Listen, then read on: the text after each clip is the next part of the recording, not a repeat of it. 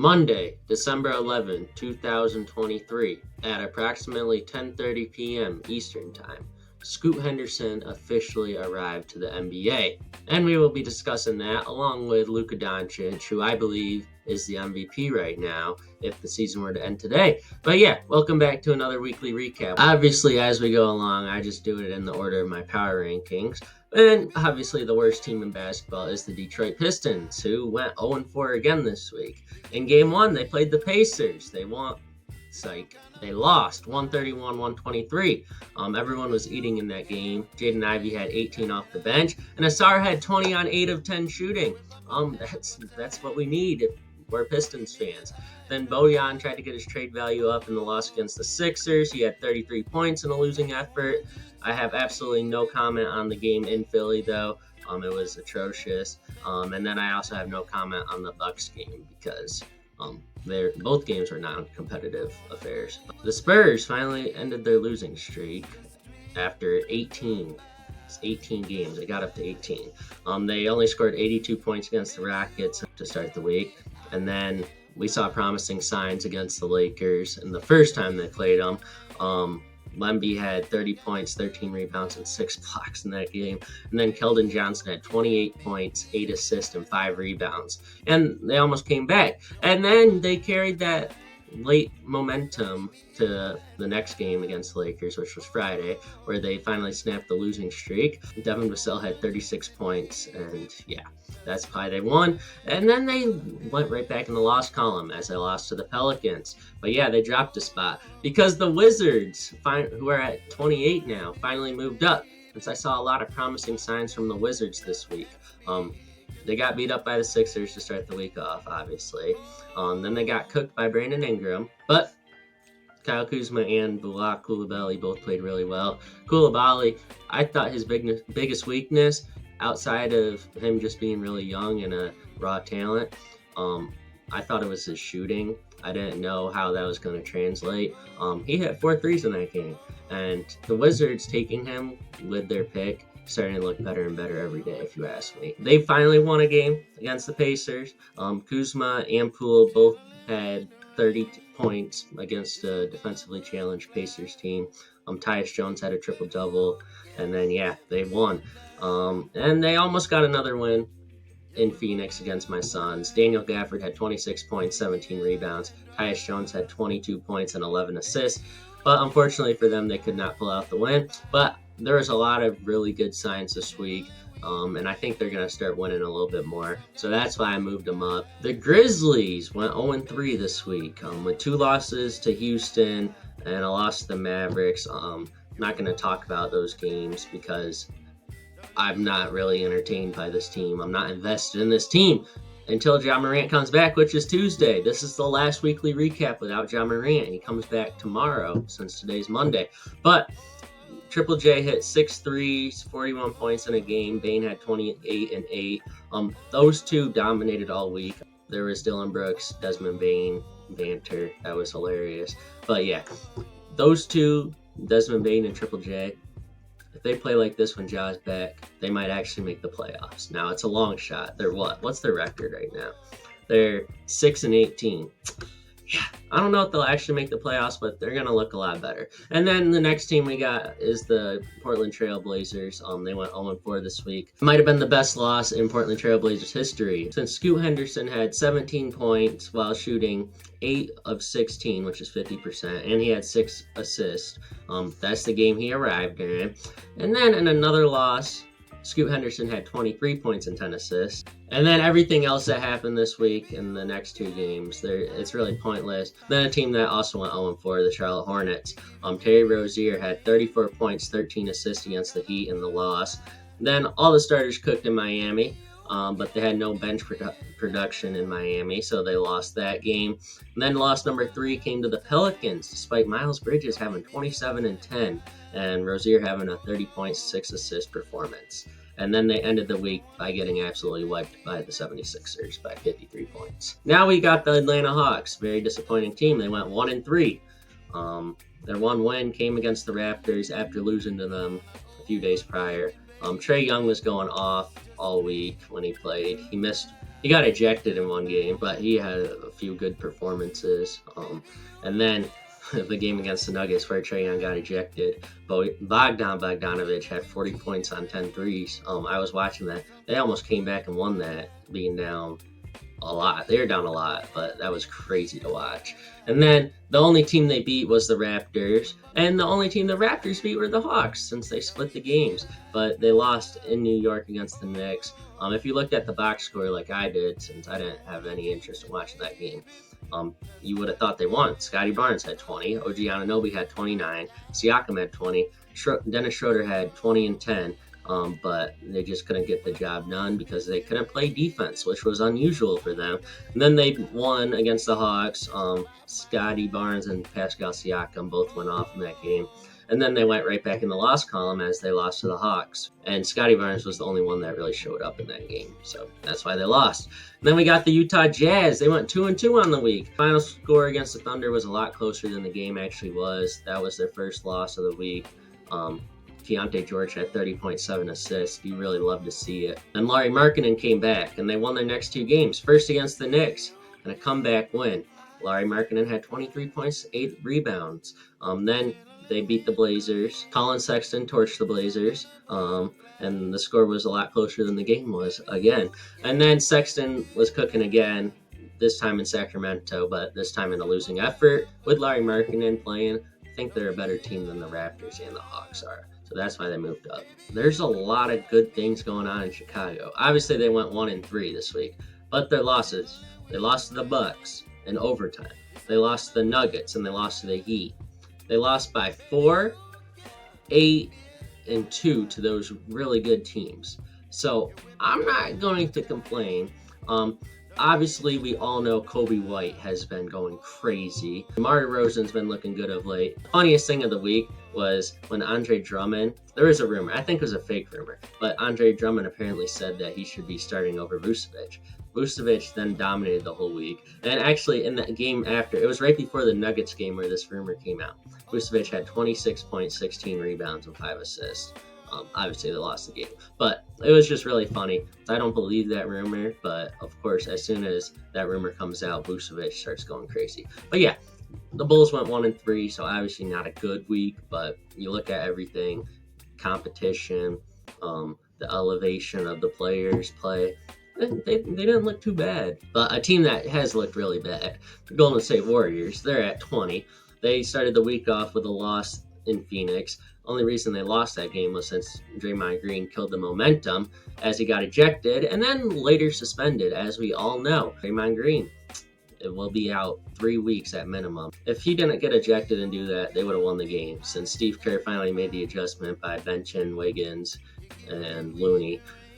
Luckily, he didn't bench Klay, though, because in the next game, Klay Thompson had 30 points and 8 threes in LA against the Clippers. Obviously, they lost. And then Klay Thompson had another good game against the Nets, where they won by 4 points. He had 24, but Steph Curry had 37 points, and that was obviously the biggest reason they won.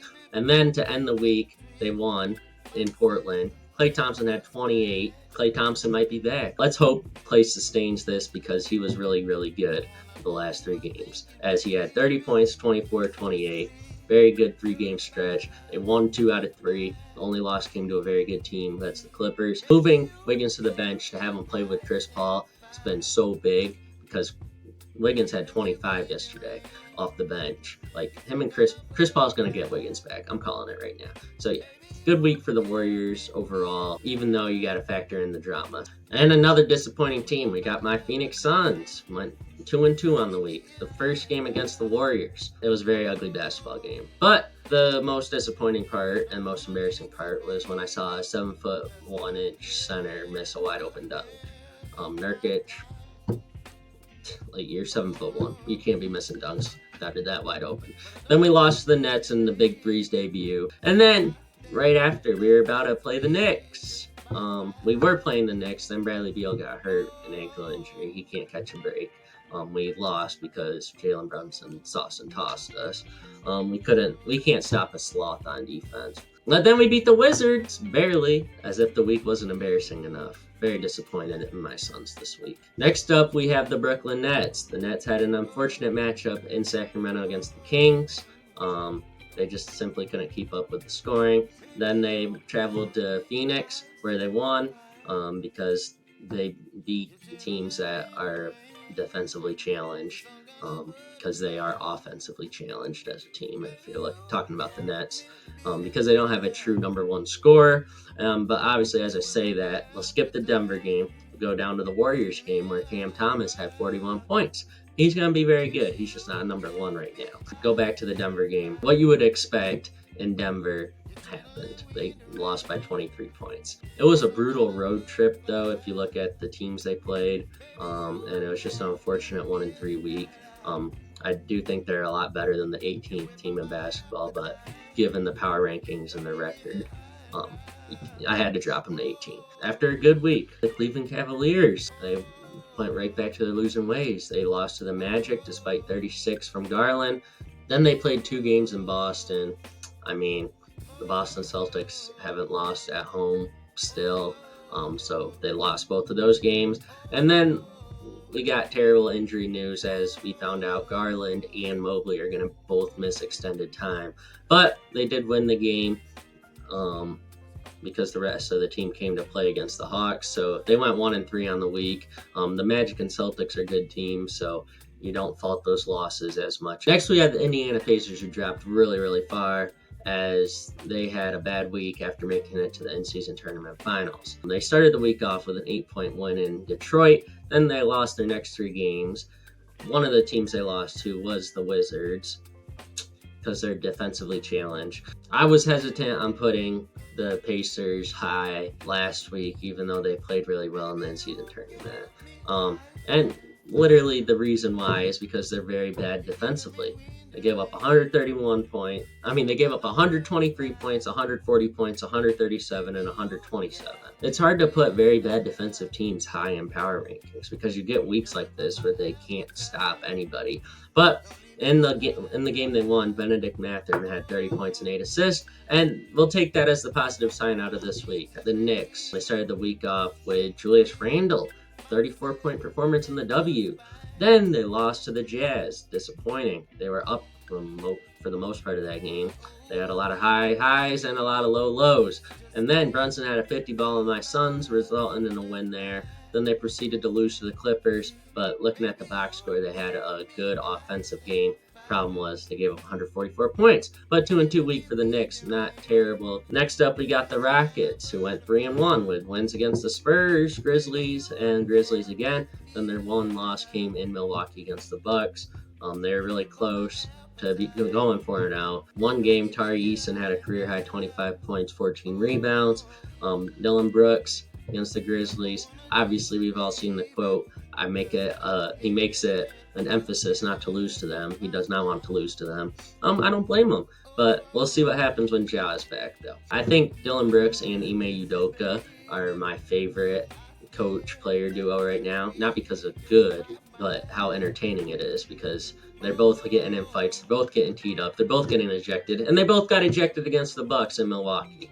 So yeah, it's very entertaining. I need to see more nationally televised Rockets games since I think they'll be very funny. The next team we got went 3-1. This is the Miami Heat.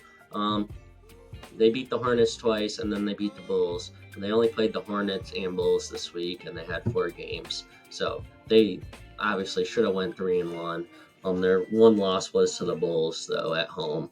And it was just because they did not have Bam. Bam is supposed to return tonight, and so is Tyler Hero. Next team we're talking about went 4-0. It's the Pelicans. They played the Wizards, Hornets, and Spurs for 3 of the games, but they beat the Timberwolves behind a 36-point performance from Zion. All I'm wondering, Zion, is where was that performance against the Lakers? But they went undefeated this week. They played, obviously, Wizards. Ingram had 40 against them. Jonas Valanciunas went for 29 and 13 against the Hornets. And then they annihilated the Spurs by 36 to end the week. Next, we have the Magic, who went 1-2. Unfortunate schedule. Their 2 losses both came in Boston against the Celtics. But Paolo had 36 points in the second loss. But yeah, they lost both games by double digits. Actually, they lost both games by 17 points. But they beat the Cavs. after losing to them the week prior. So good job there, but 1-2 week. Obviously, I had to fall, but they played the Celtics twice, so I'm not trying to overreact to it. Next up, we got the Lakers. I would have been fine leaving them straight up in the top 5 or around that area, but they lost to the Spurs. In the loss, they didn't have Anthony Davis, but the game they won, they didn't have LeBron. So obviously, Anthony Davis is the more impactful player there. Like I said before the season started, and it's not because he's better than LeBron. It's just because he's the defensive anchor. And when you have a good defensive anchor, you're hard to beat. So they really felt that in the loss against the Spurs. They also lost to the Mavericks because they gave up 21 threes. But LeBron and AD still played like it was the end-season tournament in that game. Just unfortunate meeting with Dallas as they didn't miss. But yeah, 1-2 week. I had to drop them down to 10 out of 5 or 4. I forget where they were. But yeah, unfortunate, but I'm not complaining. But don't get me wrong, they are still contenders. It's just power rankings. They got to change week to week. It doesn't mean I view the team differently after one bad week. The next team I want to talk about is the Mavericks, but I don't really want to talk about the Mavericks team specifically. I want to talk about Luka Doncic. Because I do believe, as a Luka Doncic, I despise him. I do not like watching him play. I can't stand him. As someone that does not like him at all, I think he's an MVP of this year. He has been so good, and he's carrying this team to the 3 seed right now. Kyrie Irving has missed 8 games. In those 8 games, they're 6-2, as Luka is averaging 32 points, 12 assists, and 9 rebounds in those 8 games. They're still winning. They're the 3 seed right now. This roster is offensively challenged. Not one of us, well, a few of us, I think I did actually, thought they were going to be a quality team. Not many people did. I mean, if you looked at the roster on paper going into the season, they weren't the greatest roster there. They're the 3 seed right now. Luka Doncic is carrying them to the 3 seed. If he sustains that, and right now he's averaging 32.7 points a game, 9 assists, and 8.3 rebounds in 24 games this year. And this team is the 3 seed. If he sustains that level of play this year for the rest of the season, and the Mavericks finish as a top 4 seed, I'll give him top 4 because the West is loaded. If he keeps doing that, he's the MVP. He's doing more for his team than Embiid is the only one really with an argument over him right now in my eyes. Jokic has been great, but the team is also great. Giannis has been great. He has Dame. He has all these players. Luka Doncic has single-handedly carried this offense, especially with Kyrie being out. You can't tell me Luka hasn't been the most productive offensive player in the NBA this year so far. He has. He's been phenomenal. Now, if they stay as the top 4 seed in the Western Conference that is loaded, can you really tell me he's not the MVP? It's ridiculous what he's been doing. He's the most productive offensive player. Tyrese Halliburton is not better than him. As someone that's been pushing the Steph Curry agenda, if I look at this year alone, Luka Doncic is the best point guard in the NBA. It hurts me to say it, but it's true. Because this season, Luka has been off the chain. He's been going crazy. Now, if he were to play defense, I think it would be a no-brainer that he's MVP. But he can't play any defense. He doesn't try on that end of the floor. But when you carry the offense like you have been, it's kind of understandable why he doesn't play defense. Let me know who you think the MVP of right now is. I'd probably go Luka, Embiid, then Jokic right now. But yeah. And then the Mavericks, the only game I really want to talk about is the Lakers game because that was an entertaining game. They won that game by 2 points. Luka had 33 and 17. 33 points and 17 assists, I'll say. Assist. 17 assists in the game. But the biggest story of the game was Dante Exum as he hit 7 threes after not being in the NBA for a year. And then Tim Hardaway Jr. also had 32 points. And it was a 2-point win against the Lakers. Very good week. I think they went 3-0. 3-1. They went 3-1. But yeah, I was impressed with the Mavericks, and I was really impressed with Luka again as a Luka hater.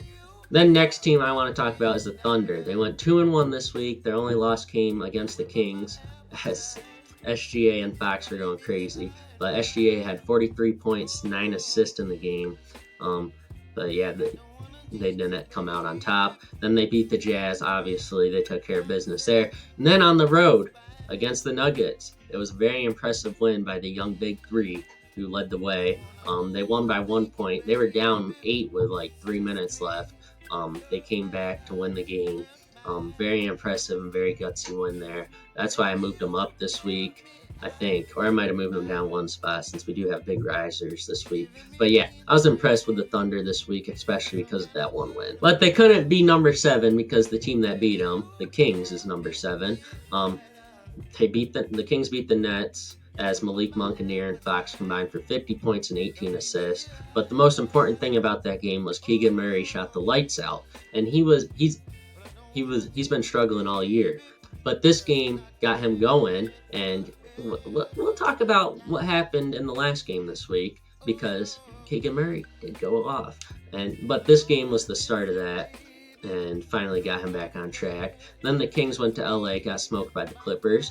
Then they had a bounce back win against the Thunder, which we touched on earlier. De'Aaron Fox had a 41-point performance in that game, matched SGA's performance. And then in the game against the Jazz that they won, De'Aaron Fox didn't play, but Keegan Murray did. 47 points, 12 of 15 shooting from behind the arc. That was crazy. I was ready to turn that game off. Like I expected it to be a blowout, even though Fox wasn't playing. But I watched the whole thing because Keegan Murray hit 12 threes, 47 points. Crazy. But yeah, 3-1 week. The only loss came to the Clippers, who are ahead of them at 6. Yeah, we got a lot of Western Conference teams right here because the West is loaded. But the Clippers are at 6. They started the week off with a win against the Blazers, 34 from Kawhi. Then they beat the Kings. Kawhi had 31 on 14 shots. And then they had no Paul George against the Warriors. But Kawhi had 27 points on 8 assists, while Harden had 28 points with 15 assists. Great. Then we had Paul George return to the lineup against the Knicks. They slaughtered them, but Kawhi had 36 in that game. The Clippers look very, very good. I don't like saying it. They've won 8 of their last 11, maybe 9 of their last 12. I don't really remember the specific, but they have been winning a lot of games, and they've been winning against quality teams now. So I have to respect them as a top 6 team. I wanted to put them in the top 5. But the only reason the Clippers can't be ahead of the Nuggets and can't be in my top 5 is because they lost to the Nuggets when Jamal Murray and Jokic and Aaron Gordon were all out. I still have not gotten over that game and how the Clippers lost that. But anyways, Nuggets went 3-1 this week. They almost choked against the Hawks. I don't necessarily know how, but Jamal Murray had 29 points, 12 of 15 shooting. Julian Strawther had 22 points, 6 3-pointers in that game. And then they beat the Bulls. Jamal Murray was out.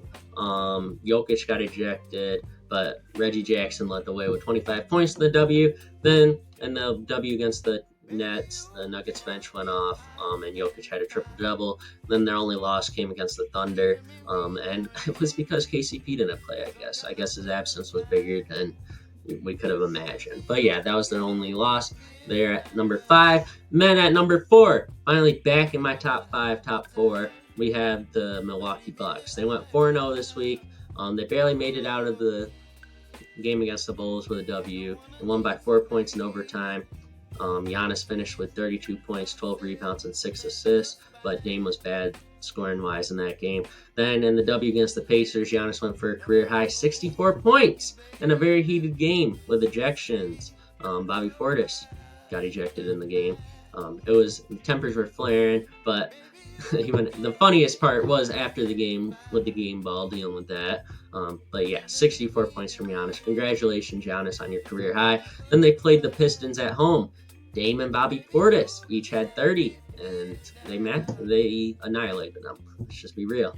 We weren't expecting anything else. Then to finish the week 4-0, the Bucks hosted the Rockets. Dame went off for 39 points and 11 assists, and they won to go 4-0. I wanted to put them ahead of the 76ers because 76ers had the easiest schedule of the week. Played the Wizards. Beat them by 45 points. Played the Pistons twice.